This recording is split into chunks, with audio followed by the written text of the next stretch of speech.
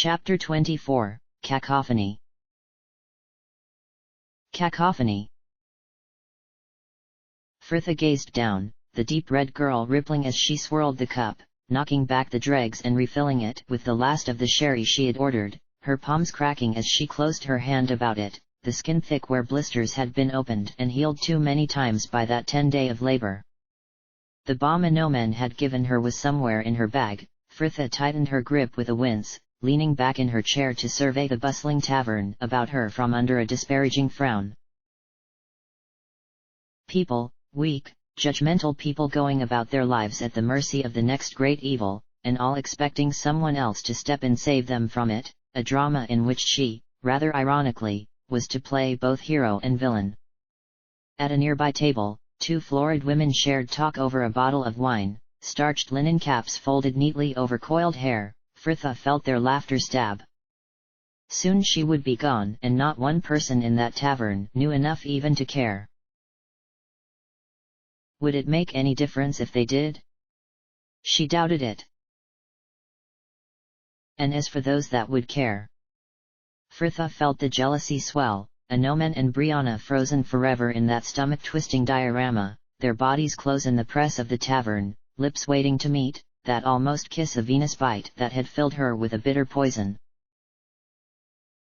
A deep breath and another long drink helped the feeling subside, Frithia letting the better half of her surface, though possibly better third was more accurate nowadays. This was not her, this resentful, sullen creature, and it wasn't as though she hadn't encouraged it, even wanted it, at least, that was as she had professed. And perhaps this would be for the best. She wouldn't have the painful task of avoiding him anymore. Frithia hoped they kept the snogging to a minimum. Excuse us," came a voice. A narrow, well-dressed man of the Tethiran coloring was staring down at her, long leather case slung over one shoulder and another in his hand, a knot of men and women just behind him. Perhaps her look gave him pause, his throat bobbing as he continued, "My apologies, miss, but this is usually our table. Next to the stage you see." He pointed to the small makeshift platform behind her. "Gods, Igant, who cares?" sighed the gangly young lad at his back, dark eyes almost hidden beneath an untidy crop of black hair. "We can sit somewhere else." But it is next to the stage, and... "Well, there's still room here," offered the round-faced young woman next to him, long brown braid falling over her shoulder as she leaned down to ask, "Do you mind if we join you?" Frithia forced her best smile. "Not at all." Cue the fuss as they fought to take their places, cases of varying sizes and shapes stacked beside the stage behind them.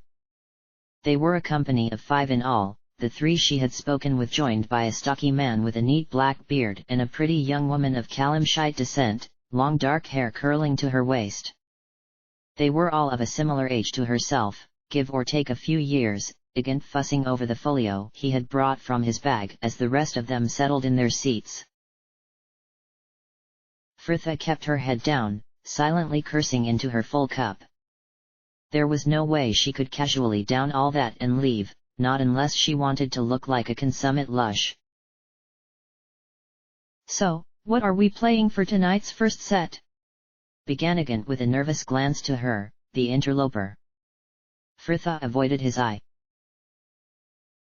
"What does it matter?" The gangly lad sighed despondently, glum look cast across the bustle about them. "No one in here listens anyway." "Quarren, that's hardly the attitude," scolded the brown-haired girl. "You can't deny it, Abath. I want to play at more places like the Rose, where people sing with you and dance and actually look like they are enjoying themselves." "Well, there are only a few taverns like the Rose here," offered the bearded man practically, "so you won't be doing it in Indravayat." "Exactly. Which is why—" "Oh, don't get him started, Robert." "Right, well, about the first set," pressed Igant. The Kalamshite girl was smiling thoughtfully. Why don't we play that new one from Waterdeep, My Lady in Green? Robert sings it so nicely. Yes, but you are in reds this evening, Thana. Robert, she laughed, face dipped against the blush. Fritha felt a smile tug. I didn't think Quarren had learned that one yet, came Abath bluntly. No, I learned it on first day, Rob showed me after we played the Beehive. So, continued Igant, we can play My Lady in Green. Do we have the score with us? I'll see, offered Robert, the man disappearing under the table as he rummaged in his bag.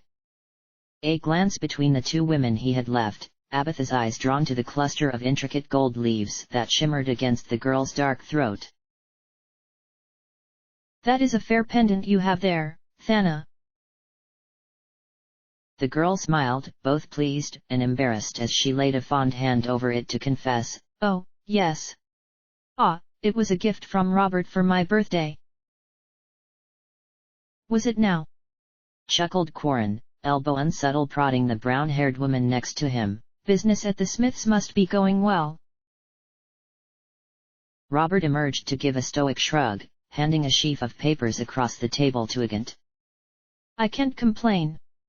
This talk of war has the town council worried. We've had a hefty order of repairs and work in from the militia.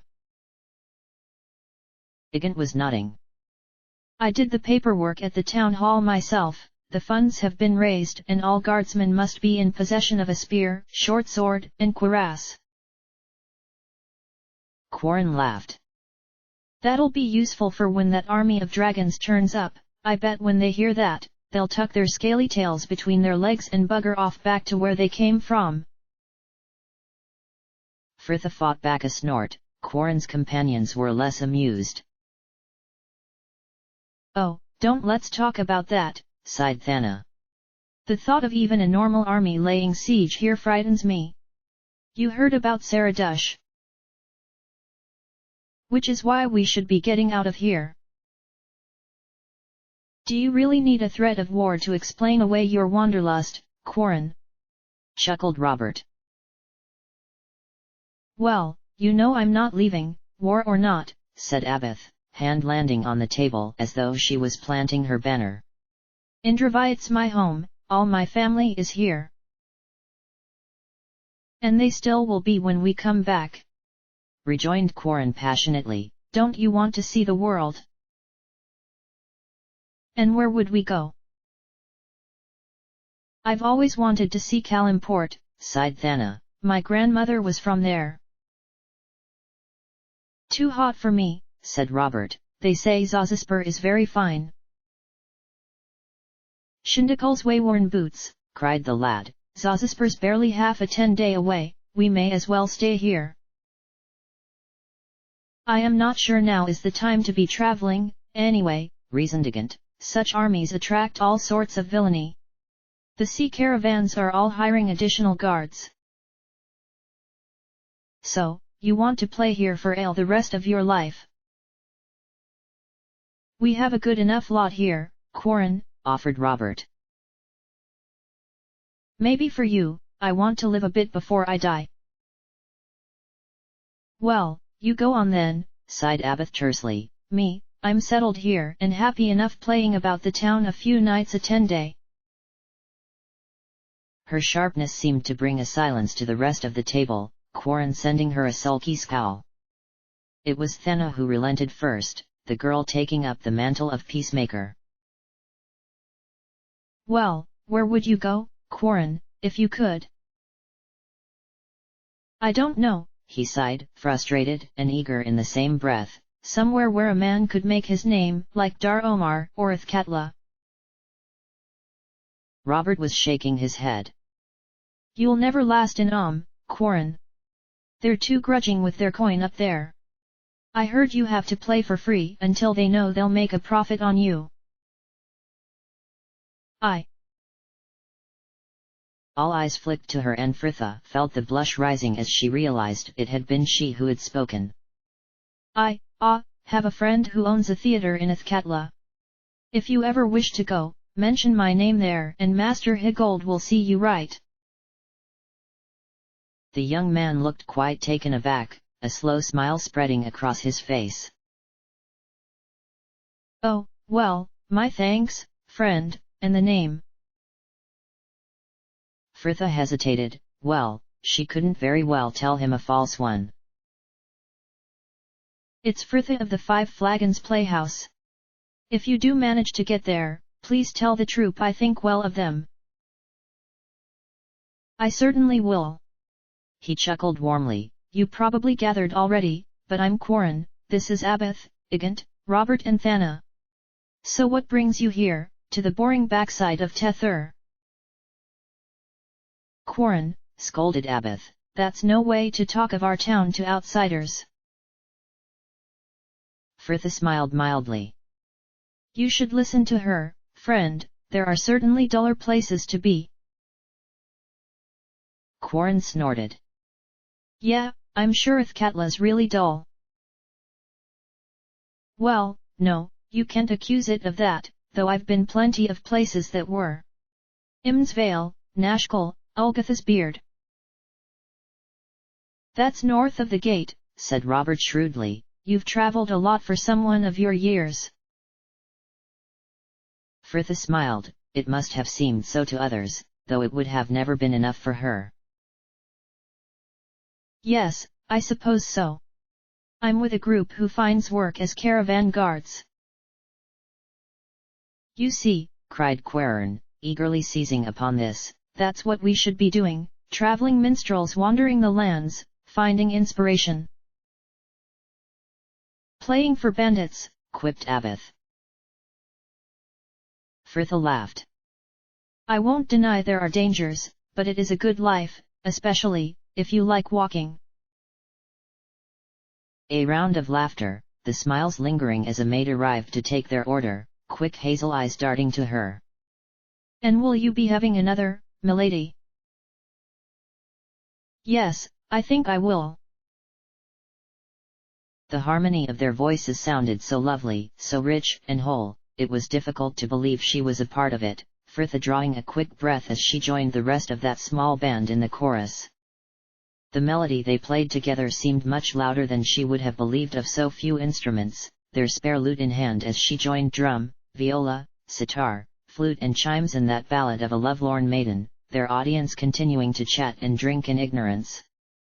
Frithha smiled, just glad to be a part of such simple pleasures, her eyes travelling the small tavern to rest again on the familiar dark-haired figure who was slumped over a table near the doors, chin propped dejectedly upon her hands and a few empty cups before her. Poor woman, she certainly hadn't been alone in her plans her to find oblivion in the bottle that evening. One final chorus and a lingering finish ended their song, Frithha exchanging nods of thanks with Igant as she handed back the lute, smiles shared with the others as they descended the stage to a smattering of politely indifferent applause. A moment to bid them farewell and another stood at the bar, and Frithha was wending her way back through the crowded tables, a tall flask of sweet sherry and 2 small cups balanced upon the tray and chiming pleasantly as she set it down on the table before her. Hello, Brianna, wearing your slurs yet? Frithha, the woman murmured, blinking up at her as though she did not quite trust her eyes. It is you. I did not believe it when I saw you with those musicians. What are you doing here? Frithha laughed, gesturing to cups that littered the space between them. Well, I would say the same as you, but you seem to be much further on than I am. You've been around the town. No, Brianna sighed. Just a few taverns about the square. I just wished to get away for a spell. She nodded to the makeshift stage. What were you doing up there? Frithha shrugged, a deft twist unstopping the tall flask of sherry, hands moving to set out the 2 fresh cups. Singing, or so I thought. They're a local group who usually play here of an evening. They get their ale here free and a bit of coin in exchange for some entertainment. We got chatting, and after I mentioned I play the lute they invited me to join them in a few songs, and you know what, I just thought why not? I'll never be here again, never get this moment to live over, so let's go, no more regrets. The woman opposite nodded, a certain steel creeping in as she snatched up the cup Fritha had just filled for her. No, no more regrets, we know our path, and we must walk it. Fritha grinned, raising her own cup. To the bitter end. The bitter end. So what are you doing here? Fritha continued, moving again to fill the small cups. I wouldn't have had you as one who needed to drown their sorrows, don't you have a god to succor you instead of the bottle? Brianna sighed, head hung over her cup and gazing blankly at the refection within. Yes. Though sometimes such things merely serve to remind you of what is lost. Many of the sisters thought it was wrong of me to leave the temple, they believed if I remained there with them and kept the faith, all would unfold as it should. But others saw the world as I did, and knew that the way to serve was out here within it.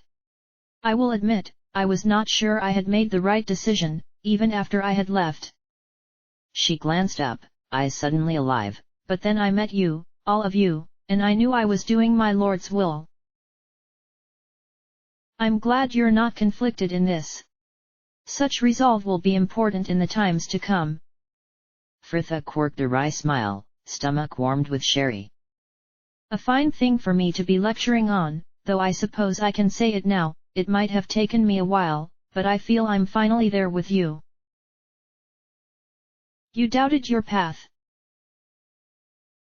Fritha shrugged, letting her eyes once more drift across the easy rabble about her. Not so much doubted, as begrudged.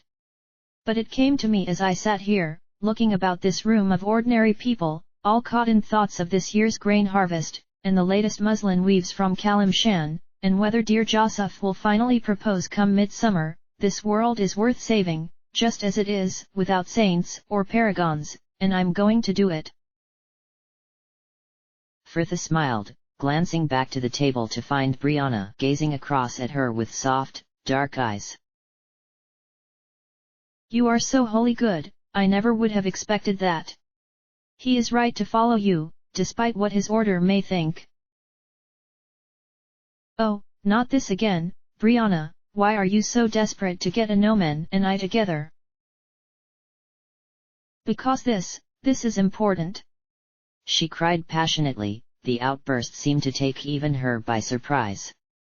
Fritha, I loved a man once, one of the warrior clerics who guarded our temple. He believed that we sisters, martial though we were, should remain within the temple in safety and use our skills only in its defense. But I knew my place was in the world. I loved him, but I would not be swayed. I made my choice, I chose my duty. Brianna trailed off, shaking herself as she plunged on with a renewed sincerity. But Anomen did not. When presented with the choice, he sacrificed all to come here, not only to find an end to this war, but to be with you. Fritha turned away, feeling the guilt burn all the way from stomach to cheeks. I can't, he has no place in what must come. But I know of another who could make him just as happy. Brianna snorted tersely. He does not care for me in that way. Just give it time. I did not like Anomen when he first told me of his regard, and now. And now? The woman prompted. The words stuck in Fritha's throat. And now I know what's best for him. A paused to knock back their cups, Fritha pouring another generous measure into each, the flask already half empty. A second one of these and she'd be crawling back to the inn. Across the table, Brianna was sending her that look of contemplative clarity which only alcohol could afford. You care for him, do you not? Fritha smiled, all trace of bitterness banished by the warmth that suffused her like wine as she admitted for the first and likely last time, Brianna, just between you and me, I love him. I love him like wine and dancing, and the songs I sing and the tunes I pluck so poorly from my well-traveled lute. He smiles at me, and I feel happy that even when this whole world sees me as a monster and history will paint me as a tyrant, that whatever I must still do as we forge our path on through this war, there will always be one person who loved me just as I was, my many faults and all. And though I refuse to tell him that, I'm quite willing to tell you, because I'm pretty sure you won't remember a thing of this tomorrow. The woman pouted comically. Fritha, you are a wicked girl. It has been said. What of you, you like him too, don't you? Brianna sank another cup. It does not matter how I feel. I have duties here, things that must come before my own desires, or his. Fritha nodded, the familiar sympathy stirring for someone other than herself. Yes, I know that argument well. A sudden burst of laughter as the absurdity of their situation caught up to her. Poor Anomen, he must be utterly mystified, two women who favor him and they both avoid him like the plague. Come on, drink up, Quarren told me there's dancing on at the Rose and Crown. I do not understand them. Minsk just nodded kindly. In matters of maids, no counsel was the best counsel a man could give. Anomen sighed into his ale, the common room about them busy enough to make their presence there easy to overlook as they sat upon tall stools in the press of the crowded counter. Fritha and Brianna had apparently left hours ago on their own business, Valigar and Imoen still upstairs with Solafane, though the drow was in his room alone when Minsk had offered for the man to join them down there. Next to him, Anomen was still muttering his frustrations. I did not encourage her, not in the slightest, we were as brothers, only. And did Fritha have to be there at that very instant? The fates work strangely, young Anomen. But they both seem to, and yet, a tired sigh, the man either reluctant to say more, or finally realizing that this talk of it would change nothing. You are right, Minsk, there is little point in dwelling on it. Minsk nodded again, the silence swelling between them. Boo was writhing fitfully in his pocket, eager to be out, though they both knew it was unwise for him to be seen there. It was too odd, too likely to invite comment and interaction with a people to whom they were now the enemy. Minsk turned to take up his tankard, his stomach a mirror to his hamster's twistings, Anomen about to speak when his face froze and the Rashami glanced back to see a swarthy man in a fine red tunic approaching the counter next to them. Sir Hersad. Ah, Iorworth, my brother, I am glad to see you once more. And who is this, a companion of yours? This is Minsk. So young Anomen had taken a different name. Minsk was glad such precautions did not have to be applied to him, these deceits pressed on his spirit. Hersad smiled sincerely, this was a man who could be trusted, at least, in matters of honor. Well met, friend, you met each other on the boat from Athkatla. It is so. Minsk answered slowly, wary of questions about a tale he did not know. Ah, you do not look to be another of our Amneish brothers though, where, pray, are you from? Rashomon. Indeed, we do not get so many of you northerners down here. How are you finding our tether? Hot, said Minsk with blunt honesty, though the people are more temperate, he conceded at Anomen's look.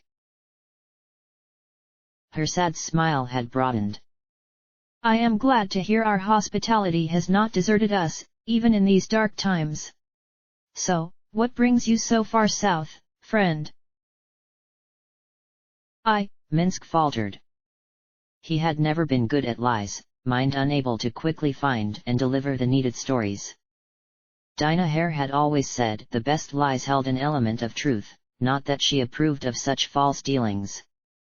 Anomen was looking worried. I have travelled here with my friends, we came to Tether in search of Melisande, the guardian of the children, that we may help her noble ends." "Melisande," repeated the knight, dark eyebrows darting up his forehead, "I have heard of her, but they say she has not been seen since Saradush was liberated, though she apparently survived siege. As for her ends," he continued, his manner sterner, "noble they may be, but I fear they are also misguided. All know that for every good ballspawn, there are many who exhibited all the traits their polluted blood would suggest. Have you heard, friend, about the camp the Tetharan army ran, destroyed in but a few moments, and all the children within wiped out by a single member of their dark brethren? I understand that Iorwerth here is promised to attend his sister's wedding, but if you and your companions are sincere in your desire to help, why do you not report to the Silver Chalice post over at Furail? I am sure they can find some task for a clearly seasoned warrior such as yourself. Ask for Lady Amanity and say I sent you."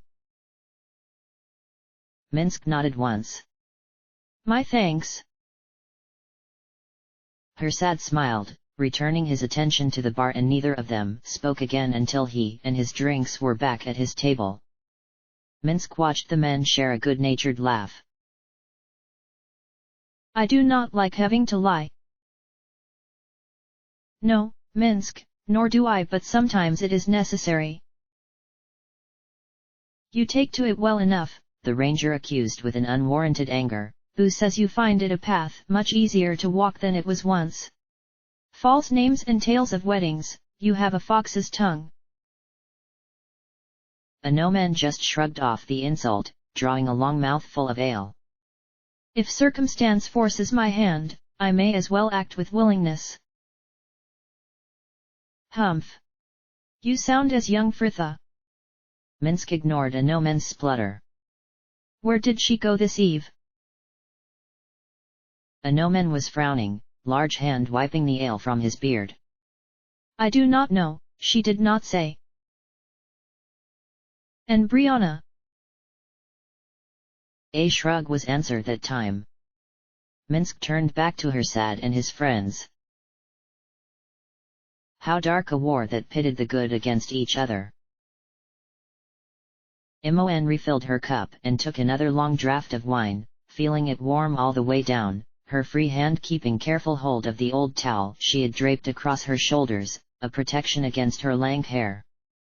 Valigar had spread the thick carmine paste over it as evenly as his untried hand could manage, the green quilt beneath them rumpled to a landscape of hills and valleys as she shifted back to lean against the wall once more.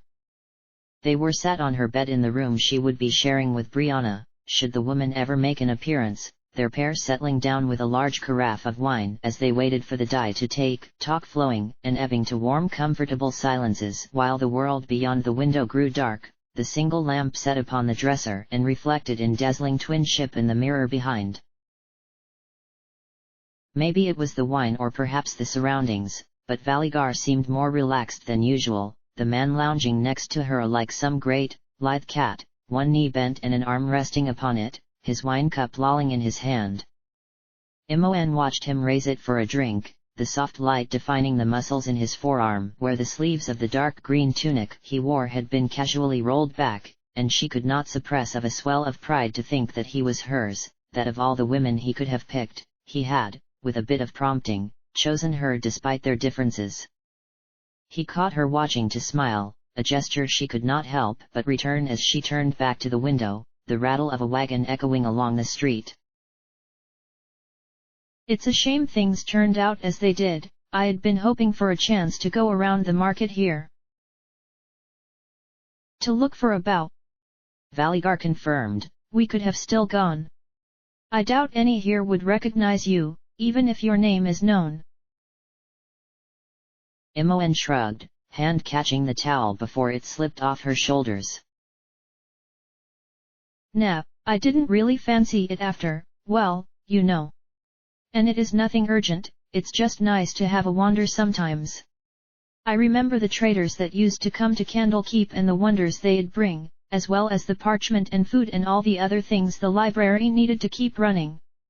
It would probably be nothing if I was there now, just the same tat you could get at any town market, beads and trinkets and cheap wooden toys, but it was the only link me and Fritha had to the world outside the walls. I remember one of the first times they came after I had been brought there. I was supposed to be taking a basket Winthrop had packed to some pilgrims who were waiting over at the temple, when I saw this wagon, all painted in reds and greens, parked just by the gates, the side panels lowered into counters and revealing the treasures within. The trader was this narrow old man, probably lived in Bergost or somewhere nearby. He seemed surprised to see a child there, apparently Fritha hadn't been allowed out whilst he was visiting. Imoen laughed, recalling the tickle of that huge velvety nose and warm damp breath on her hand. Winthrop left the inn to find me clutching a toy wooden octopus and feeding one of the pilgrim's apples to the man's horse. She sighed, cup poised for another mouthful. Anyway, we due to visit any more towns on the way to Amkithran? Valigar said nothing at first, and she turned for his answer to find him watching her, eyes holding a look she could not read, before he smiled mildly and finished his wine. Nowhere of this size. Perhaps we can visit the market here in the morning. Yeah, maybe, Imoen yawned, stretching out her back and nearly smudging her head against the wall behind.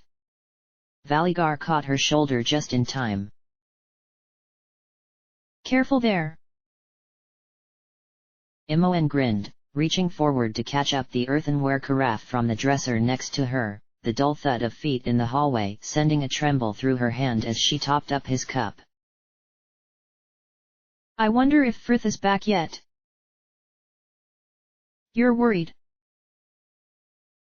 Not really, she sighed, settling next to him again, half an eye on her sloshing wine cup as she wriggled back. I just wish she'd talk to me. Still, it can't be fun having everyone hate you, like Solafane said, perhaps she just needs time. Speaking of which, she chirped as the temple bells struck the last hour before midnight across the town, my hair should be about done now. She leaned down, a dish and pitcher of once warm water already set on the floor below, Valigar surprising her as he took the jug from her trembling arm and gestured her forward, and her world was suddenly reduced to that cavern of hair, a wall of water cascading over her to slosh into the bowl beneath, clots of carmine dye diffusing to coil and marble in the rose-pink water. Is it too cold? Asked the voice above her, likely a comment at her bristling neck, a shiver running over her back as strong fingers worked gently through her hair, easing out the paste as he slowly emptied the jug over her head. No, it's fine. There. She gasped, wringing the last of the water into the bowl. I think that's all of it. Thanks. Imoen, why do you dye your hair? Why? She questioned, whipping back to splatter him inadvertently with water. Don't you think it suits me?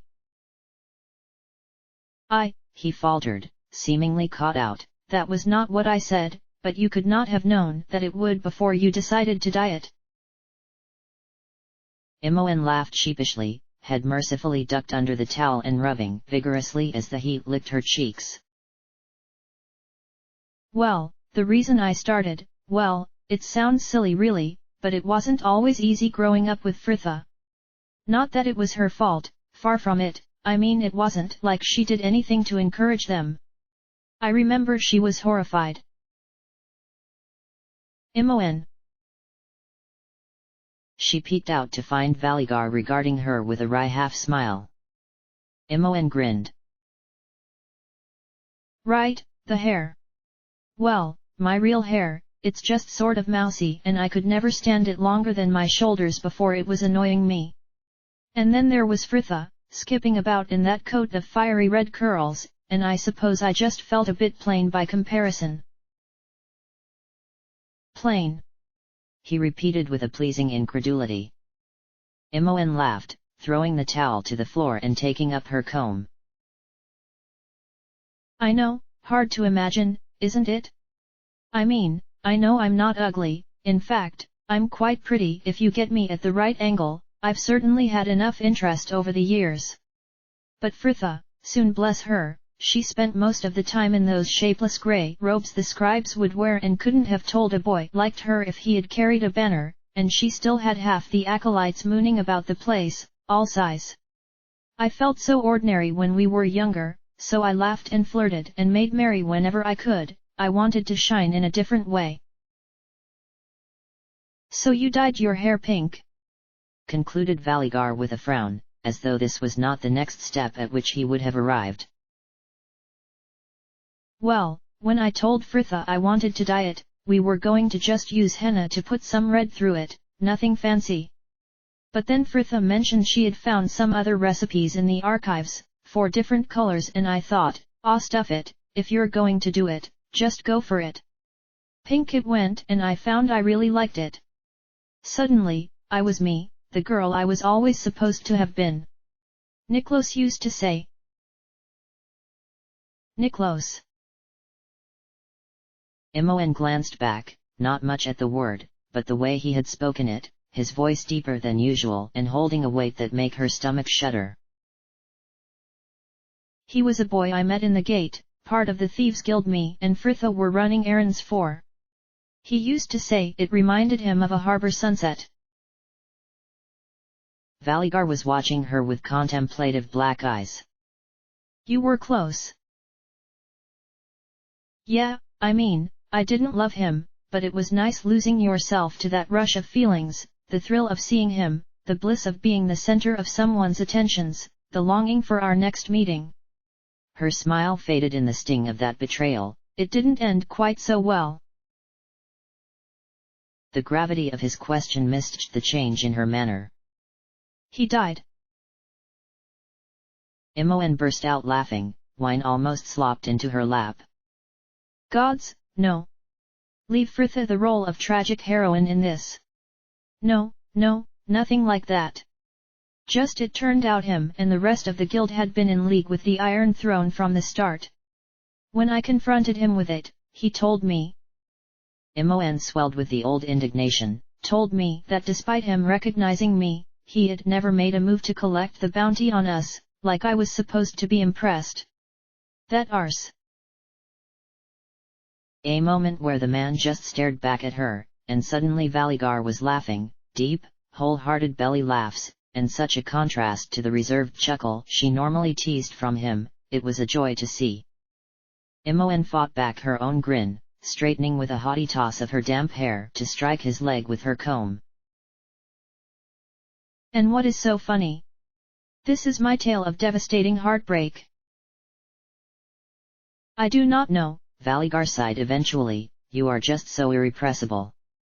It is refreshing. Well, we can't all mope about like you. He snorted, the wry grin back. I suppose not. So was he the only one who likened you to the vibrant beauty of nature? Imoen shrugged, smiling as she knocked back another mouthful, their laughter leaving her flushed and heady. No, there were quite a few others back in Candlekeep, nothing as serious though. Well, I say serious, it's not like me and Niklos were together more than a 10-day proper. It became serious though.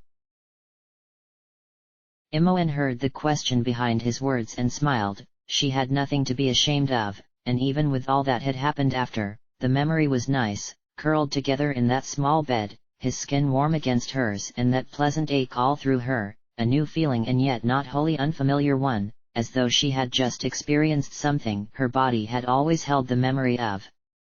At her side, Valigar was still waiting for his answer. The last night before we left the gate. Just that one time though, well. She could not suppress the grin, just that one occasion. Another explosion of booming laughter. Imoen. What? She cried, laughing herself, I can't be doing with those girls who are like I have to save myself for my husband or everyone will say I'm a tart, which doesn't make any sense, since boys are sent out to sow their wild oats before they get married. Who are they supposed to sow them with? I tell you, there's enough rules in this world without people making up daft ones like that. Imoen snorted, settling back into the crook of his arm. So, what about you? Valigar sighed, the arm tightening about her. A few matches were proposed. Whilst I still lived at the estate, I paid little mind to them. Since I left, I had a few short relationships before I met Suna. A life in the wilds does not lend itself well to such things. He sent her a strangely unyielding look. And I am aware I am not the easiest of men. Really? I hadn't noticed. A flick of her wrist downed the last of her wine, Imoen placing the cup upon the dresser and nestling down against his chest, her hand finding his as he finished his own cup. His voice rumbled all through his ribcage. So I had Suna and you had Niklos. Yeah, it wasn't the same though. Niklos was nice enough, well, so I thought, but it was too bright, too fast, all ups and downs. Not like this. She turned her palm to his, lacing their fingers to give his hand a squeeze. This is just right. A shift in the body at her side, Valigar pulling back from her to straighten, and Imoen was forced to sit too as her pillow was suddenly removed. What's wrong?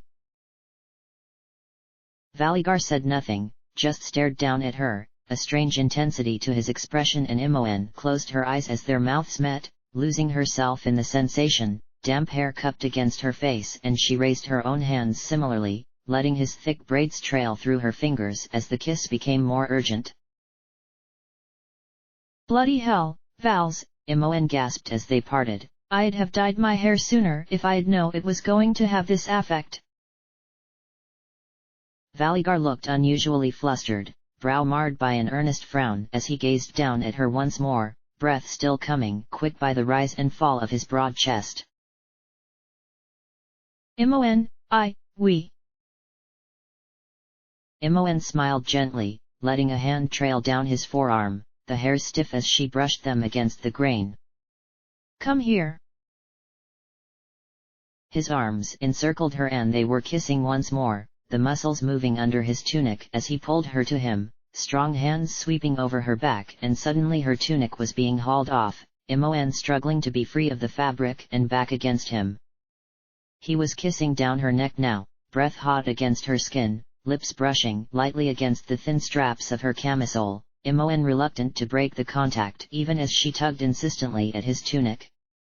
A break between them as that was thrown off, and she was back in his arms, his skin warm against hers, bared chest hatched with pale scars both old and new. Their kissing had slowed again now, a natural pause allowing Imoen to draw back to find his face, Valigar still wearing the grave frown that never seemed to leave him, though it was softer now, a question lingering behind it as he gently fingered the thin straps at her shoulder. Imoen answered with a smile that said all that was needed, and his arms were still about her as she lay back into the crumpled covers, damp hair tickling her shoulders and feeling pleasantly vulnerable as his kisses moved down to her stomach.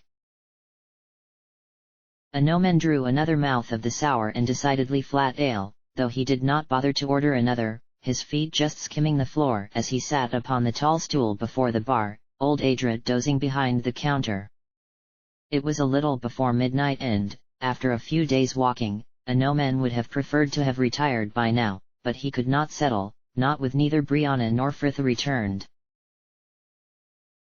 Minsk had left for bed hours ago, the seat next to him now occupied by another of their company, Solifane likely not ed by the same worries, though neither of them would voice as much, their stilled discourse merely heightening the slow creep of time. The drow had spent his evening in practice on Fritha's lute, his arrival in the tavern late enough that what little stir it had caused was limited only to the old server, the few patrons still left scattered about the tables hardly able to see further than their ale by that hour. Jahara will be reaching Marmont within the next couple of days, Inomen sighed to the silence, tankard paused before his lips. I wonder if she will be able to secure the boat she seeks. Solifane's shoulders twitched in noncommittal shrug, his profile impassive beneath the brim of his hat. I do not know. I do not believe her brethren will afford her any aid. Ah, Yes, I forgot you attended the meeting with her, how did you find them? Short-sighted with long memories, though some seemed more useful as allies. It was by them we left the town. Indeed, agreed Anomen, recalling their snatched departure from Marmont. The Merchant's Guild seal. The clatter of the doors cut him off, Anomen's stomach giving a corresponding leap as Fritha bounded through. A wide-brimmed, tall-crowned straw hat the barge sailors often wore sat neatly on her head. Fritha, you... He stalled. Anomen's greeting halted as Brianna staggered in behind her, this unexpected pair joined by two members of the local watch, one holding open the door as the other lent Brianna his arm, the woman clinging to him as he steadied her. Anomen and Solafane! Fritha cried, dancing over to Solafane's stool, the drow angling his head just slightly, face suddenly shielded by his hat's brim. I told you they'd be waiting for us. I think we can leave these ladies in your safekeeping, laughed one of the guards, his friend already back in the street. You ladies go careful now. Fritha was beaming. Aye, cheers for that, lads. Yes, my thanks, good gentlemen, Brianna slurred more decorously, her bow nearly seeing her topple face first into the floorboards, Anomen leaping from his stool just in time to catch her. Fritha was laughing delightedly, her eyes narrowed by the gesture, the depths lustrous and black within. Brianna, she sang, drawing the word out in playful admonishment, be careful. Anomen huffed, still struggling to get the women's deadweight settled on the nearest chair. She was deceptively heavy for such a narrow frame. You got her drunk. Don't blame me, Fritha cried. She carried herself to that place, a hand-hidden snicker. Then the watch carried her here. And where have you both been? Asked Solafane, fine face lit with a mild smile. There was something about Fritha that always seemed to animate the drow. Everywhere. The girl cried, with a peal of laughter the elf shared. We were dancing, Anomen, explained Brianna more soberly, quite the feat considering her state, her head swaying unsteadily on her neck like a charmed snake. Yes, laughed Fritha, and you can ignore her claims of not knowing many dances. Brianna can really move when she wants to. I like the hat, smiled Solafane, giving the brim a playful flick. Where did you find that? Fritha frowned, rubbing her chin as she sifted the sherry-steeped memories. I don't know, some man, I think. He might have traded it for a kiss. Anomen almost choked. What? Really, Anomen, slurred Brianna dismissively, you have never kissed a woman before? Perhaps we can bring you with us next time. There were many pretty girls out this eve who would likely oblige you for much less than your helm. Stifled snickering from the pair behind him, Anomen felt the heat surge all the way up from his toes. Isn't she great? Enthused Fritha. I love her like this. Ah, I'm so jealous. I imagine you will not be as jealous tomorrow when good Brianna is marching the day with her head in her hands, chuckled Solafane. But the girl would not be swayed. Bah, I've died once, what care I for headaches? No, this is my life now, for as long I get to enjoy it, wine and song and men. Fritha grinned. Have I mentioned the men? There's going to be men. My lady. Fritha just laughed. Oh, that was a hardening return to old habits, well spoke, Anomen. And don't fret. I know my path and I know my fate, no more worrying, fretting about this and that, from now I'm just going to kick back and enjoy the ride. Well, it's late, and we've lots to do tomorrow. She sighed, a finger waggled in warning between their pair. You men don't stay up too much longer. Next to her, Solafane rose as well. I shall join you. and Anomen watched them disappear up the stairs, Frith's merry chatter fading long after her form. Ah, Solafane, I met the sweetest boy, just 18 with hair like buttermilk. His name was Gregor, or was it George? Anyway, he was out with the other men from the Weavers' Guild. She is ready, Anomen. He glanced back at the hoarse voice, Brianna watching the stairs as he had been, his movement drawing her bleary gaze up to his face. Another time, another place, perhaps we. But our paths are already set. She made to stand, the woman lurching sideways to fall back into her seat, head slumped low over the table. Oh, I do not feel so well. Brianna, he sighed tersely, moving to gather her under the arms. Come, let me help you. Solafane held open the door for her, the gesture apparently lost on the girl the state she was in, Fritha tripping blithely through into their room, no pause to her chatter, the lamp on the dresser flaring to life apparently without a thought. Ah, he was so shy, asked if it would be all right for him to place his hand at my waist while we danced. Ah, soon. She cried, flopping back onto her bed, the hat shoved forward to cover her face. Why can't you make them all so sweet? Solafane closed the door, the key turning smoothly in the lock, a simple act that banished outside troubles, even if only for a short while. In the next room, another couple were similarly intent on forgetting, the soft moans faint but perceptible to his sharp ears, though it seemed he was the only one who had noted it. Ah, Solafane, I could have danced till the dawn, but even Brianna, drunk as she was, knew that was a bad idea. The drow smiled, taking a seat on his bed to ease off his boots, Fritha's sandals already on the floor just beneath her dangling feet. She certainly did seem the more intoxicated of your merry pair, I would not have expected such of her. Yes, poor Brianna, conflicted in herself and her past decisions. But troubles come to us all, and sometimes there is only one solution, sometimes you don't even need the troubles. She added cheekily.